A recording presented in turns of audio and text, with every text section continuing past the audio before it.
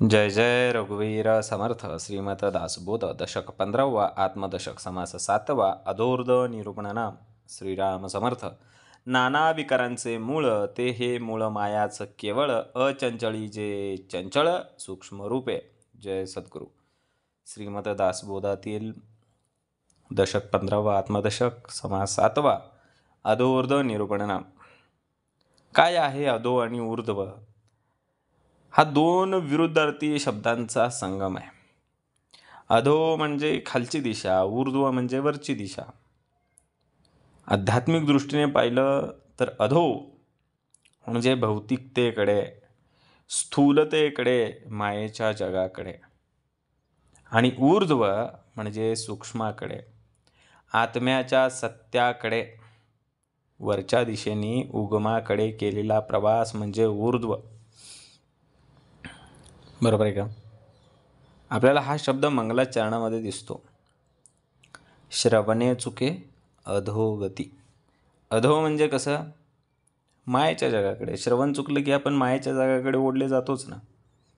म्हणून श्रवण चुकवायचं नाही, कारण आपला प्रवास हा उगमाच्या दिशेने असला पाहिजे, ऊर्ध्व दिशेने असला पाहिजे.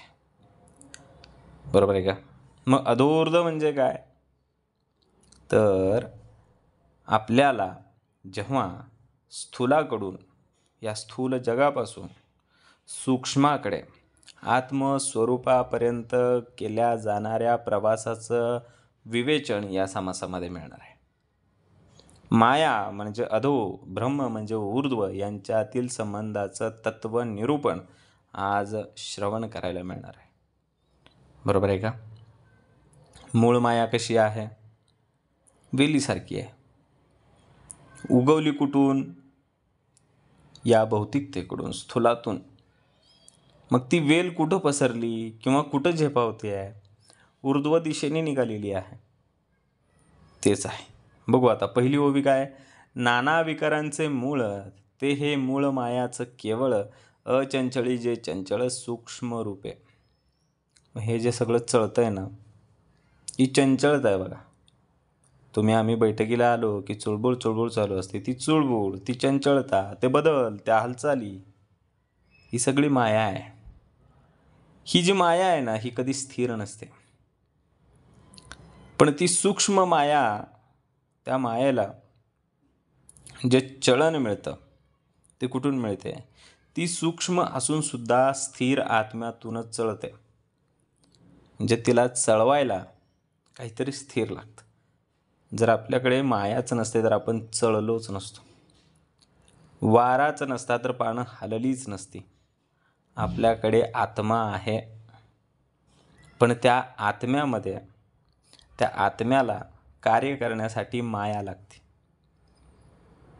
आत्म्याशिवाय माया कार्य करत नाही, वाऱ्याशिवाय पानं हलत नाहीत. म्हणून आत्मा पाहिजे. म्हणजे एक ऊर्ध्व आहे आणि एक अधो आहे.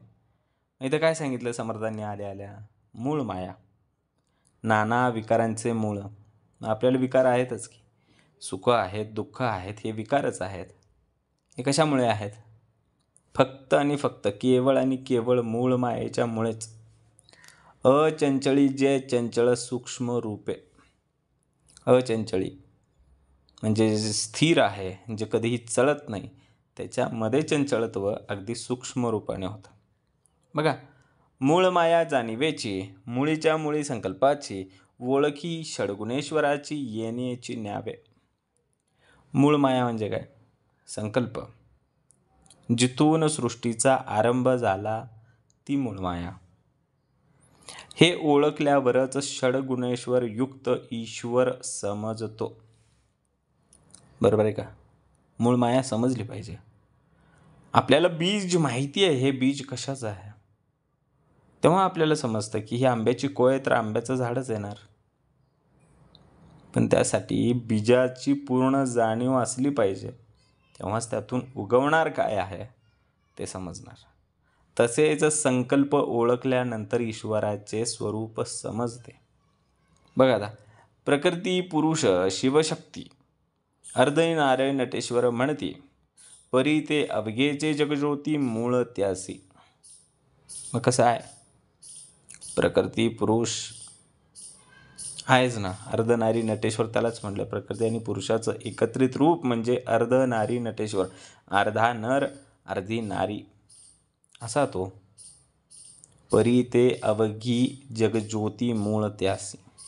ह्या जगाला ज्योत तेच देतात, ह्या जगाला प्रकाशित तेच करतात.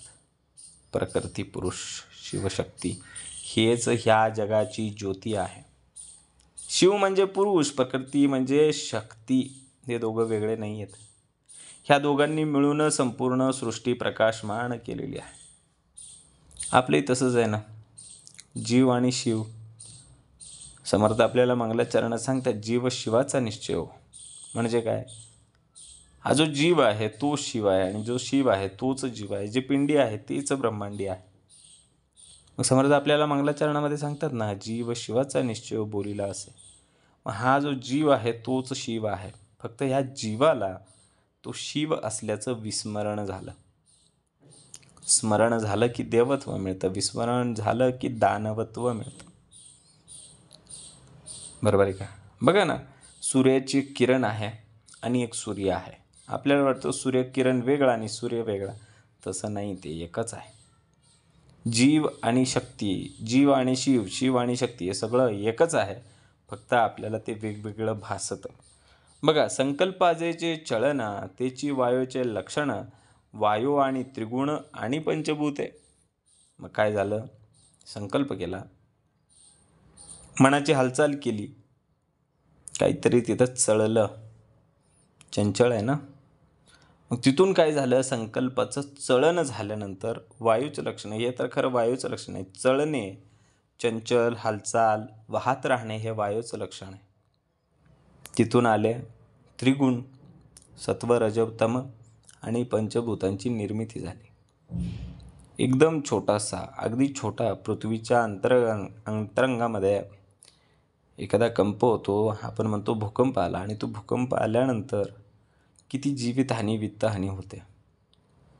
हा छोटा कंप होता, त्याने पूर्ण जगाला हलवून टाकलं. तसंच असतं, तो छोटा संकल्प जगाच्या हालचालीचा आरंभ करतो. एखादा छोटा कंप होतो समुद्रामध्ये, सुनामी उसळतात. जसा छोटा कंप एखाद्या सुनामीचा आरंभ करतो, तसाच छोटा संकल्प जगाच्या हालचालीचा आरंभ करतो. पाहता कोणी एक वेल, त्याच्या मुळ्या असती खोल, पत्रे पुष्पे फळे केवळ मुळाच पासी. बघा ना, पाहता कोणी एक वेल, एक वेली पाहिली आपण. ती वेली कशी आहे, ज्याच्या मुळ्या खोलवर रुजलेल्या आहेत. तसेच या जगाच्या मूळ आत्म्याच्या गाभाऱ्यामध्ये सुद्धा आहे. वृक्षाचं सौंदर्य आपल्याला वरवरून दिसतं, बरोबर आहे का? वरवरून काय दिसतं, पत्र दिसतात, पुष्पे दिसतात, फळे दिसतात, सगळं दिसतं. पण याची जीवनशक्ती खरं तर मुळामध्ये आहे, त्या बीमध्ये होती. आपण पाहिलं ना मगाशी, केलं श्रवण उत्तमाचं. आधी आपल्याला बी जी आहे, जो बीज आहे, त्याची जाणीव झाल्यानंतर झाडाचं रहस्य समजतं. तसंच आपल्याला हेही समजलं पाहिजे की ही पत्रे, पुष्पे, फळे हे सगळं त्या मुळाच्या पाशीच आहे, आणि ती मुळे विस्तारलेली आहेत खोलवर. त्याच मुळ्या असती खोल, पत्रे पुष्पे फळे केवळ मुळाच पाशी. मुळाजवळच पत्रही आहे, पुष्पही आहे, फळही आहे. बघा, याही वेगळे नाना रंग, आकार विकार तरंग, नाना स्वाद अंतरंग मुळामध्ये. मग हे भेद आहेत. हे सर्व भेद, रंग, रूप, भावना ह्या मुळातल्या मायेचे विविध तरंग आहेत.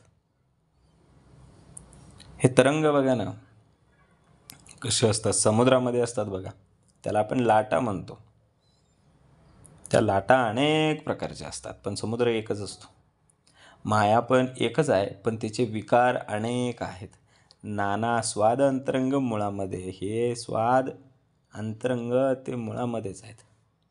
मगाशी पाहिलं ना आपण, पत्रे पुष्पे फळे, या पत्रांना आकार, फळांना आकार, फळांना स्वाद कुठून, त्या मुळामधूनच येतो ना. ती मुळं खोलवर विस्तारली म्हणूनच हे सगळं वरती फोफावत आहे. बघा आता पुढं सांगितलं आहे, त्याची मुळं फोडून पाहता काहीच नाही वाटे आता. पुढे वाढता वाढता दिसू लागे. मग काय झालं? ते मूळ फोडून पाहिलं. त्याची मुळं फोडून पाहता काहीच नाही वाटे आता. आता काहीच नाही त्यात. हो, तो आत्ता काही नाही आहे त्या मुळामध्ये. पण पुढे वाढता वाढता दिसू लागे. जसं ते फोफावायला लागेल, वाढायला लागेल, तसं ते दिसणार. मुळामध्ये काहीच नाही दिसणार. बरोबर आहे का? एखादं बी घेतलं ज्वारीचं, मकेचं, हरभऱ्याचं, अगदी आंब्याची कोय घेतली आणि ती फोडून टाकली. त्यामध्ये आंब्याचं झाड दिसणार आहे, आंब्याचं पान दिसणार आहे, आंब्याचं फूल दिसणार आहे, आंब्याचा मोहर दिसणार, काही दिसणार नाही. पण तेच जर ते रुजलं, त्याला चांगली मशागत झालेली जमीन मिळाली, त्याला खतं मिळालं, पाणी मिळालं, ते अंकुरित झालं की ते पुढे वाढता वाढता तुम्हाला सगळं दिसणार आहे. पानं, फुलं, फळं सर्व दिसणार. मायेला मूळ शोधायचं म्हटलं तरी सापडत नाही. ती फक्त तिच्या विचारातून प्रकट होते. माया नाही सापडणार. मायेच्या मुळाचा शोध तुम्ही फोडून घ्या, तोडून घ्या, कसाही घ्या, तो सापडणार नाही. ती प्रकट होणार. माया प्रकट होणार, पण तिच्या विकारातून प्रकट होणार. बघा, कड्यावरी वेल निघाला, अधोमुखे बळे चालीला, फोफावून पुढे आला भूमंडळी. मग काय झालं? एका कड्यावरती एक वेल निघाला, अधोमुखे बळे चालला. अधो म्हणजे वरच्या दिशेने चाललाय बरं का. फोफावून पुढे आला भूमंडळी. तो इतका फोफावला की आता तो भूमंडळावरती पसरलाय. आत्म्याच्या वर. पण माया अधोमुख होऊन स्थूल जग निर्माण करते बरं का. आत्मा वरच आहे, माया कुठे आहे? स्थूलामध्ये आहे.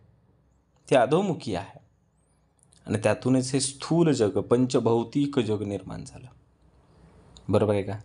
मग डोंगरावरून झरा जसा खाली वाहत वाहत येतो, तशीच ही आत्मचेतना जी सूक्ष्म आहे, ती स्थूलामध्ये हळूहळू रूपांतरित पाजरत आणि झिरपत जाते.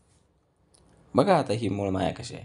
तैसी मूळ माया जाण, पंचभूते आणि त्रिगुण मुळी आहेत, हे प्रमाण प्रत्यय जाणावे. मग काय? ही मूळ माया जाणून घ्यायची असेल तर माया ही पंचभूत आणि त्रिगुणांची जननी आहे, हे सर्वात आधी अनुभवातनं समजून घेतलं पाहिजे. बरोबर आहे का? प्रत्यय आला पाहिजे. प्रत्यय आल्याशिवाय काय? अनुमान नाही हो, अनुभव पाहिजे. अनुभवातून कळणार आहे की माया ही पंचभूत आणि त्रिगुणाची जननी आहे. त्यांना जन्म देणारी माया आहे आणि हे सगळे चळतात.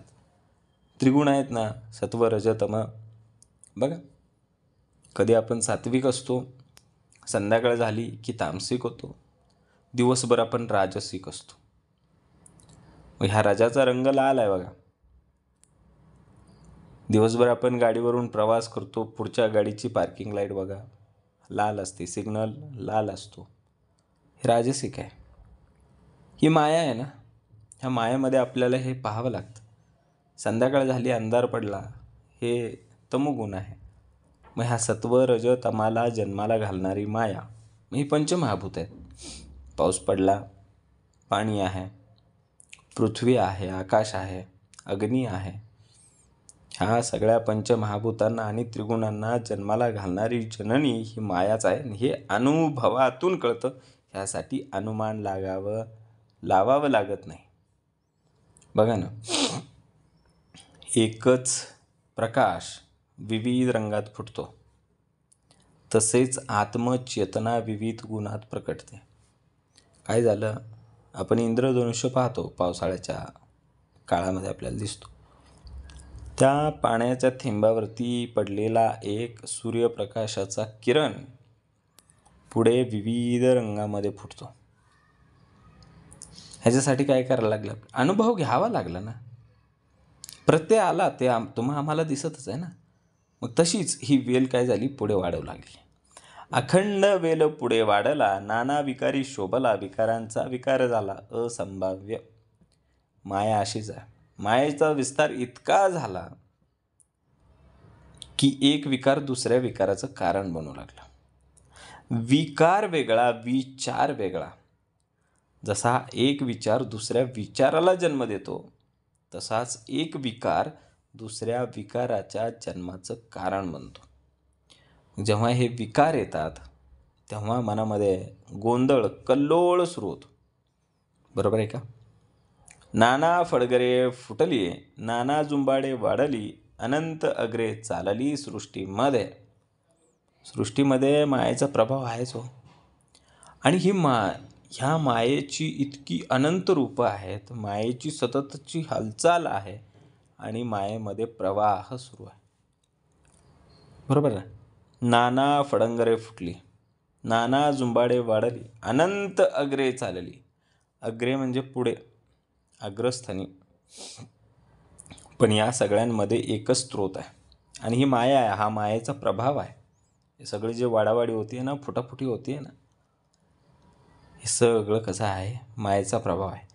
कित्येक फळे ती पडती, सवेची आणिक निगती, ऐसी होती आणि जाती सर्व काळ. मग सृष्टीमध्ये निर्माण आणि नाश दाखवलं ना समर्थांनी. कित्येक फळे ती पडती, सेवेची आणिक निगती, ऐसी होती आणि जाती सर्व काळ. होणार आणि जाणारच आहे. एखादं फळ झाडाला लागलं की ते परिपक्व होऊन परत येणार खाली. ते जे झाड आहे, त्या झाडाच्या मुळा आहेत. सांगितलं ना समर्थांनी आपल्याला, पत्रे, पुष्पे, फळे हे सर्व मायेच्या त्या मुळामध्ये आहे, त्या बीजामध्ये होतं. मग ते बीज फोडून पाहिलं, काही दिसलं नाही. पण जेव्हा ते अंकुरित झालं, प्रसारित झालं, फुललं, बहरलं, त्याच्यानंतर आपल्याला समजलं की सगळं त्या मुळाच्या पोषणद्रव्याच्या शोषणामुळे एवढं सुंदर फळ तिथं लागलं. मग ते फळ पूर्ण परिपक्व झालं आणि नंतर ते फळ त्या झाडाच्या मुळापाशी गळून पडलं.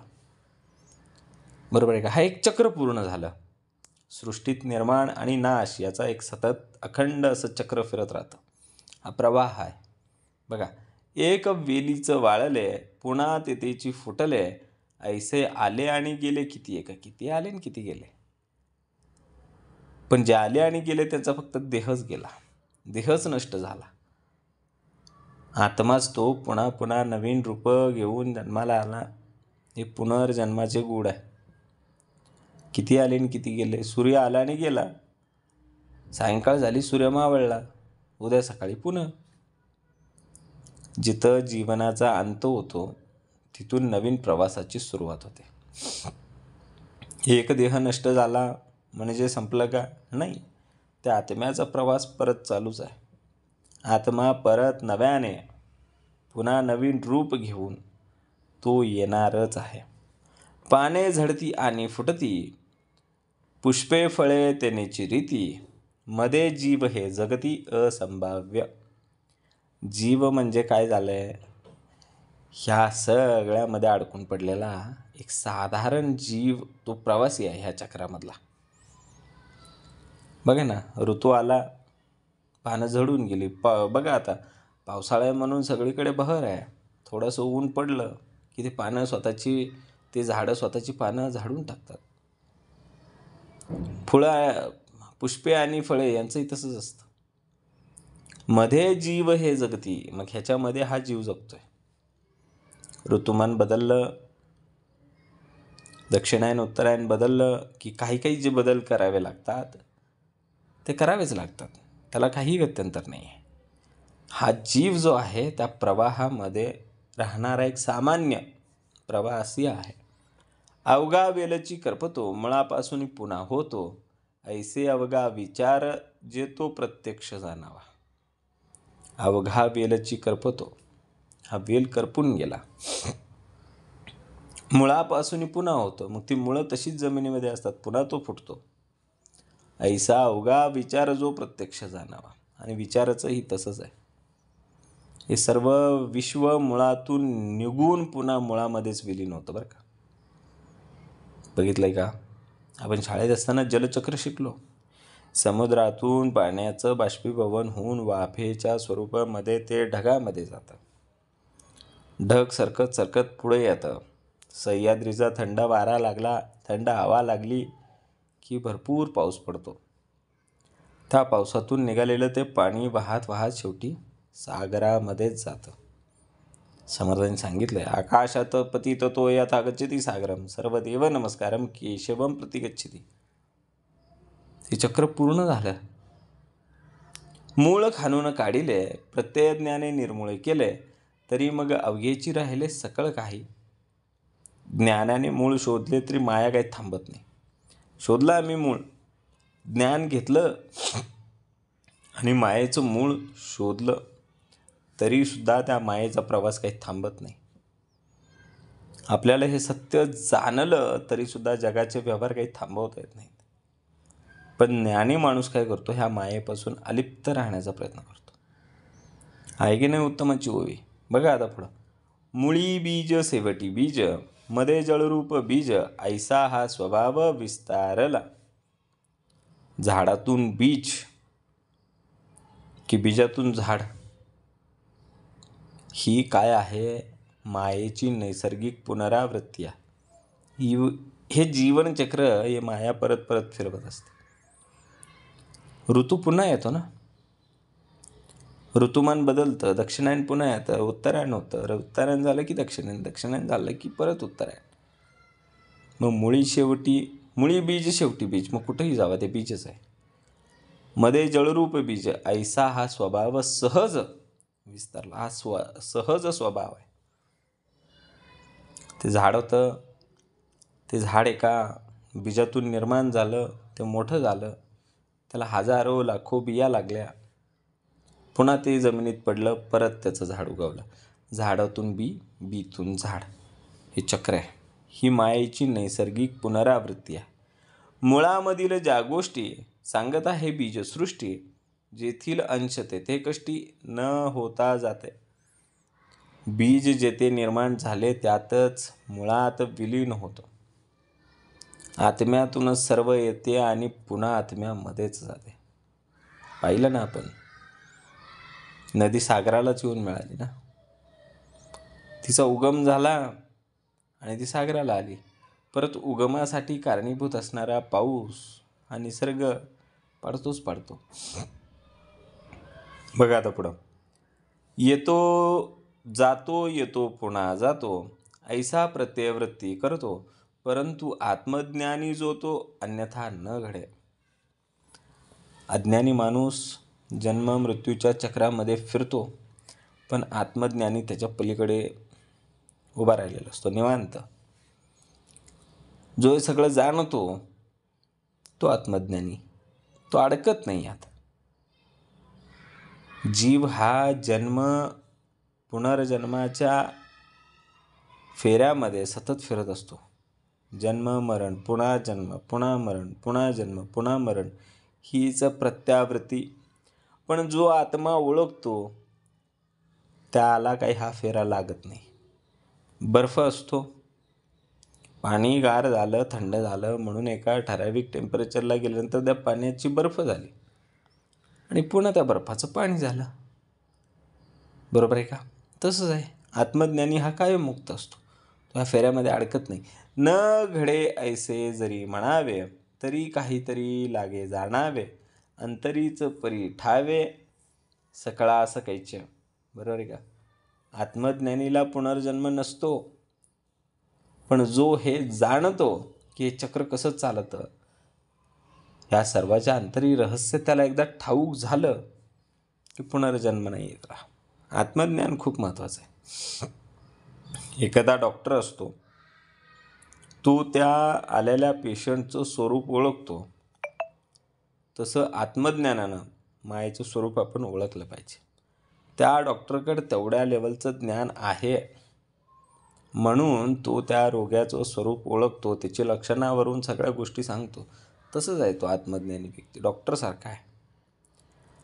तेनेसीच कार्यभाग करीती, परंतु तयास नेनती, दिसेना ते काय करती बापुडे लोक. लोक मायेनीच कर्म करतात, पण त्यांना मायेचा कारभार चालतो कसा हे कळतच नाही. बरोबर आहे का? आम्ही कर्म कशातून करतोय? आम्ही चलन करतोय ना. त्या मायेमुळे जे चलन होतं आहे त्याच्यामुळे आम्ही कर्म करतोय. ते जर चलन केलंच नसतं तर आम्ही कर्म केलं असतं का? नसतं केलं. मायेमुळेच ही लोक कर्म करतात, पण त्यांना हा कारभार मायेचाच आहे हे त्यांना कळत नाही. हे बापुडे लोक आहेत. बघा, विषय भोग तेनेची घडे, तेने विन काहीच न घडे, स्थूळ सांडून सूक्ष्मी पवाडे, ऐसे पाहिजे. भोग विषय हे मायेच्या मुख्य कारणानेच घडतात. आत्मा हे सर्व साक्षीभावाने पाहतो. स्थूल अनुभवामागे सूक्ष्म चेतना आहे हे समजायला हवं. बरोबर आहे का? विजेशिवाय बल्ब उजाळणार आहे का? नाही. घरात लाईटचं कनेक्शन नाही आणि बल्ब आणून ठेवलेत, कसे पेटणार? ऊर्जाच नाही आहे. त्यासाठी ऊर्जा पाहिजे, वीज पाहिजे. या विषयांचे अनुभव आपल्याला मायेमुळेच समजतात बरं का. ही माया आहे म्हणून तर आम्ही कर्म करतोय. माया आहे म्हणून तर त्या बल्बमध्ये प्रकाश येणार आहे. जे आपल्याची अंतर तद्रूपचे जगदांतर, शरीरभेदाचे विकार वेगळाले. आपल्या अंतर जे चेतन स्वरूप आहे तेच विश्वाच्या अंतरी आहे. जे पिंडी आहे ते ब्रह्मांडी आहे. हे शरीरभेद हे केवळ बाह्य रूप आहे. आपण वेगवेगळ्या ठिकाणी आकाश पाहतो. नदीमध्ये आपण आकाश पाहतो, आकाशाचं प्रतिबिंब पाहतो. तलावामध्ये पाहतो, तांब्यामध्ये पाहतो, ग्लासमध्ये पाहतो. ते आकाश एकच आहे, ते कुठेही असू दे. तसेच सर्वांमध्ये एकच परमात्मा आहे. बघा, अंघोळीची अंघोळी वेदेना, एकाची एकास कळेना, हात पाये अवेवनाना येण्याची न्याय. मग कसं सांगितलं आहे? आपल्या शरीरामध्ये अवयव आहेत. एकाच शरीरातले अवयव एकमेकांची वेदना पूर्ण ओळखूसुद्धा शकत नाहीत. मग ते जीव आणि दुसऱ्या जीवामधला भेद तर कसं नाही समजणार? बरोबर आहे का?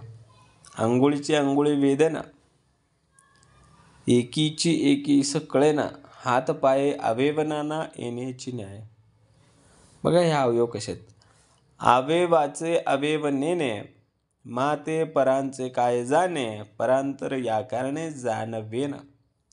आपल्या शरीरातील अवयवच एकमेकांना पूर्णपणे जाणत नाहीत, समजून घेत नाहीत. मग दुसऱ्याचं अंतर्ज्ञान कोणाला कसं कळणार? कधी कधी आपलेच विचार आपल्याला पटत नसतात, तर दुसऱ्याचं अंतःकरण आपण कसं समजून घेणार? एकाची उदके सकळ वनस्पती, नाना अग्रभेदे दिसती, खुडुली तितके सुखती, ये रे ते टवटवीत. सर्वच वनस्पतींना एकच प्रकारचं पाणी पोसत असतं, तरी त्यांची रूपं मात्र भिन्न भिन्न असतात. तसेच आत्मा एकच असून अनेक जीवामध्ये तो अनेक असल्यासारखा वाटतो. हे एकत्व ते भिन्नत्व असा फरक आहे बघा.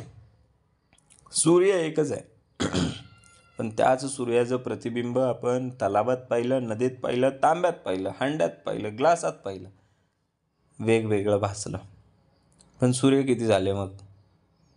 नाही, सूर्य एकच, भासला वेगवेगळा.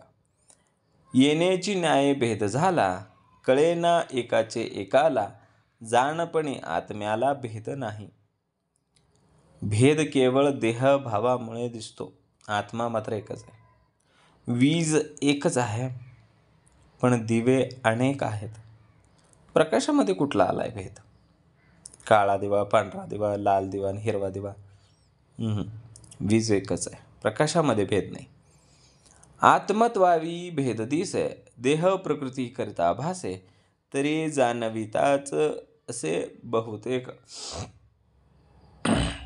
भेद दिसतो कारण शरीर आणि प्रकृतीमुळे भ्रम निर्माण होतो, पण आत्मा जाणणारा असतोच की. आत्मा हा साक्षी भावात आहे. काय झालंय? थोडंसं ढग आलं की आपल्याला वाटतं सूर्य गेला, निघून गेला, संपून गेला, नष्ट झाला असं वाटतं. पण तसं आहे का? नाही ना. सूर्य आहे, फक्त त्याला आडवं काय आलं? ढग. ते अज्ञान आहे ना, आमचं अज्ञान आहे. त्याच्यामुळे हे भेद निर्माण झाले. जीव आणि शिव हे एकच आहेत, फक्त त्या जीवाला शिवाचं विस्मरण झालं. हे अज्ञान आहे, तो मायेमध्ये अडकला आहे. देखोन ऐकोन जाणती शहाणे अंतर परीक्षिते, धूर्त ते अवघेच समजती गुप्त रूपे. हे ज्ञानी लोक आहेत ना, शहाणे लोक परीक्षा घेतात बरं का. हे शहाणी लोक पाहतात, ऐकतात, अनुभवतात आणि मग अंतरंग जाणतात. हे अंतःकरणामधले अंतरंग जाणतात ते शहाणे, आणि वरवरून काहीतरी तर्क लावतात ते धूर्त. धूर्त अवघेची समजती गुप्त रूपे. एखादं फळ बाहेरून सुंदर दिसतं पण आतमध्ये ते सडलेलं असतं. तसेच लोकांचे अनेक मुखवटे हे ओळखता आले पाहिजेत. आतमध्ये सडलेलं आहे का नासलेलं आहे. बाहेरून सुंदर दिसतो. समर्थांनी सांगितले, काम क्रोधे लिथाडीला तो कैसा म्हणावा भला, मृत सेविता जपावला मृत्यूराव. वाकून जे सद्गुरू करतोय, अंतरी काय पाहिलं पाहिजे. जे बहुतांचे पाळन करी, तो बहुतांचे अंतर विवरी, धूर्तपणे ठाऊक करी सकळ काही. जो इतरांना चालवतो तो त्यांच्या अंतर्ज्ञानी ठरतो. त्याला सर्वच भाव कळतो. बघा, जो बहुतांचे पाळन करी, तो बहुतांचे अंतर विवरी, धूर्तपणे ठाऊक करी सकळ काही. तो धूर्तपणे सगळं ठाऊक करून घेतो, कारण त्याला अंतःकरण कळालेलं आहे. आपली आई असते ना, आईला कळतं बाळाला भूक लागली आहे की झोप लागली आहे की बाळ थकलं आहे. कारण आईला बाळाचं अंतःकरण माहिती आहे, त्याच्या अंतरी काय चाललंय हे माहिती आहे. बरोबर आहे का. जो अनेकांचं पालन करतो, अनेकाचे अंतरंग तपासून पाहतो, त्याला धूर्तपणामुळे सगळे काही ठाऊक होतेच होते. आधी मनोगत पाहती मग विश्वास धरिती, प्राणी मात्र येणे रीती वर्तता आहे. लोक दुसऱ्याचे मनोगत आधी जाणून घेतात मग त्याच्यावरती विश्वास ठेवतात. सर्व प्राणी मात्र याच पद्धतीनं व्यवहार करत असतात बरं का. बघा आता पुढे सांगितलंय, स्मरण मगे विस्मरण, रोकडी प्रचिती प्रमाण, आपले ठेवणे आपण दुखता आहे. स्मरण विस्मरण होतच असतं. याची रोकडी प्रचिती सर्वांना येत असते. त्यामुळे आपलीच वस्तू आपल्याला आठवत नाही कधी कधी. बघा, आपलेच आपणा स्मरेना, बोलिले ते आठवेना, उठती अनंत कल्पना ठाऊक्या कैच्या. आपलीच वस्तू कधी कधी आपल्याला विस्मरण झाल्यामुळं आठवत नाही. आपण काय बोललो होतो मागच्या 2 वर्षाखाली तेही आपल्याला आठवत नाही. त्यामुळे मनात अनंत कल्पना उठून बसलेल्या असतात. इतक्या उठलेल्या आहेत की त्यातलं काय काय म्हणून लक्षात ठेवणार.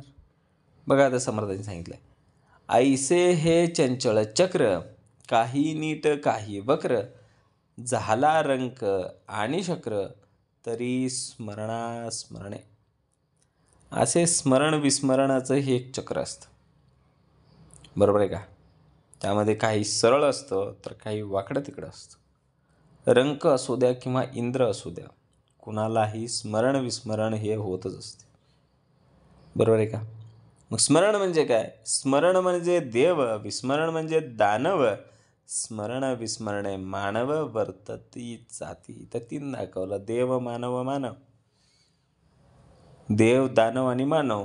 ज्याला स्मरण होतो तो देव, ज्याला विस्मरण होतं तो दानव, आणि ज्याला स्मरण विस्मरण होतं तो मानव. बरोबर आहे का. मानवाकडे दोन्ही आहे, स्मरण विस्मरण. कधी स्मरण तर कधी विस्मरण. याच्यामध्ये तुम्ही आम्ही जगतो म्हणून आपण मानव मनुष्य. म्हणून चेवी आणि दानवी, संपत्ती द्विधा जाणावी, प्रचित मनास आणावी विवेक संहित. म्हणून मानव संपत्ती ही 2 प्रकारची असते, दैवी प्रकृती किंवा दानवी प्रकृती. विवेकाने आपल्या मनात याची प्रचिती घ्यावी. दाखवलं ना 2 प्रकारची. काय, स्मरण म्हणजे देव, विस्मरण म्हणजे दानव, आणि देव आणि दानवाचं मिश्रण म्हणजे मानव. विवेके विवेक जाणावा, आत्म्याने आत्मा ओळखावा, नेत्रे नेत्रची पहावा दर्पणीचा. विवेकाने सारासार विवेक जाणावा. अंतरात्म्याने आत्मा ओळखावा आणि आपल्या डोळ्यांनीच आरशातील डोळा पहावा. स्थूळे स्थूळ खाजवावे, सूक्ष्मे सूक्ष्म समजावे, खुणेने खुणेसी बाणावे अंतर्यामी. स्थूलाने स्थूलालाच खाजवावं, सूक्ष्माला सूक्ष्मानेच जाणून घ्यावं आणि खुणेनेच अंतर्यामी बनवून खून बांधून घ्यावी. विचारे जाणावा विचार, अंतरे जाणावे अंतर, अंतरे जाणावे परांतर म्हणूनिया. विचाराने दुसऱ्याच्या मनातील विचार जाणून घ्यावा. आपल्या अंतरंगावरून लोकांचे अंतरंग जाणून घ्यावे. दुसऱ्याच्या अंतरंगाशी समरस होऊन ते जाणून घ्यावं लागतं. असंच नाही होणार. स्मरणा माझी विस्मरण, हेची भेदाचे लक्षण, एकदेशी पूर्णपणे होत नाही. अंतरात्मा सर्वत्र आहे. या स्मरणाचे विस्मरण होऊन तू आणि मी असे भेद निर्माण झाले. हा भेद एकदेशीय साक्षेप असल्यामुळे परिपूर्ण म्हणजे खरा नव्हे. बघा, पुढे सिके मागे विसर, पुढे उजेड मागे अंधारे, पुढे स्मरे मागे विस्मरे, सकळ काही. पुढचं शिकला मागचं विसरला. पुढं पाठ मागं सपाट, पुढं उजेड मागं अंधार. आपण बॅटरी घेऊन चाललेलो असतो. जसं आपण पुढं जातोय मागं अंधार त्याला ते कॅप्चर करतोय. जिथं तुम्ही प्रकाश टाकता तेवढंच प्रकाश येतो. पुढचे शिकतो मागचं विसरतो. पुढे उजेड असतो त्याच्या मागे अंधार असतो. मनुष्य हा पुढेच स्मरतो आणि काय होतं, मागे तो विस्मरणामध्ये जातो. त्यामुळे ते परिपूर्ण म्हणता येणार नाही. बरोबर आहे का? तुर्या जाणावी स्मरण, सुषुप्ती जाणावी विस्मरण, उभयता शरीर जाण वर्तती आता. तुर्या अवस्था म्हणजे स्मरण असे जाणावे, सुषुप्ती अवस्था म्हणजे विस्मरण असं जाणावं आणि या दोन्ही अवस्था माणसाच्या देहात राहतात. आणि तेव्हा काय होतं पाहिलं ना आपण. स्मरण म्हणजे देव, विस्मरण म्हणजे दानव, स्मरण विस्मरण म्हणजे मानव. तसंच आहे ते. इति श्रीदासबोधे गुरुशिष्य संवादे अधूर्ध नाम समास 7वा. जय जय रघुवीर समर्थ. ओम श्री गुरु दत्तात्रय श्रीपाद श्री वल्लभाय नमः. जय सद्गुरु.